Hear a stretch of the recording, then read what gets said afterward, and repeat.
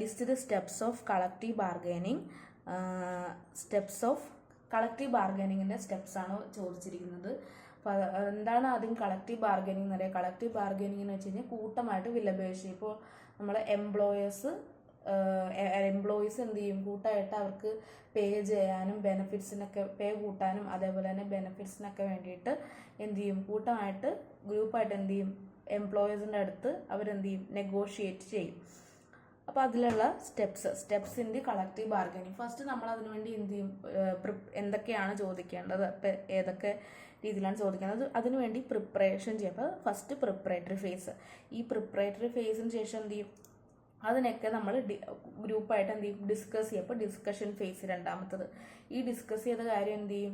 ആ എംപ്ലോയീസിൻ്റെ അടുത്ത് പോയിട്ട് അവർ എന്ത് ചെയ്യും? പ്രപ്പോസ് ചെയ്യും, അവതരിപ്പിക്കും. Proposal face. ഈ പ്രപ്പോസ് ചെയ്ത കാര്യത്തിന് വേണ്ടി നമ്മൾ എന്ത് ചെയ്യും? പിന്നെ എന്തായാലും അവരുടെ അടുത്ത് ചെല്ലുമ്പോഴത്തേക്കും അവരിത് ഉടനെ സമ്മതിക്കില്ല. അപ്പോൾ നമ്മളതിന് വേണ്ടി ബാർഗെയിനിങ് ചെയ്യും.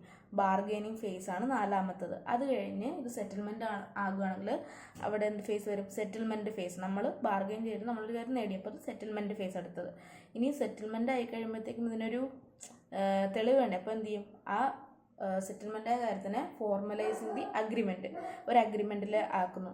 ഇനി അത് കഴിഞ്ഞത് നടപ്പിലാക്കണ്ടേ? അതാണ് ഏറ്റവും ലാസ്റ്റത്തത് എൻഫോഴ്സിങ് ദി അഗ്രിമെൻറ്റ്. അപ്പോൾ മൊത്തം 7 സ്റ്റെപ്സ് ഉണ്ട്. എൻ്റെ കളക്റ്റീവ് ബാർഗൈനിങ്ങിൽ 7 steps. First preparatory phase, then discussion phase, proposal phase, propose ചെയ്ത് കഴിയുമ്പോൾ അതിനുവേണ്ടി ബാർഗൈനിങ് ഫേസ്, ബാർഗൈൻ ചെയ്ത് കഴിയുമ്പോഴത്തേക്ക് എന്താ?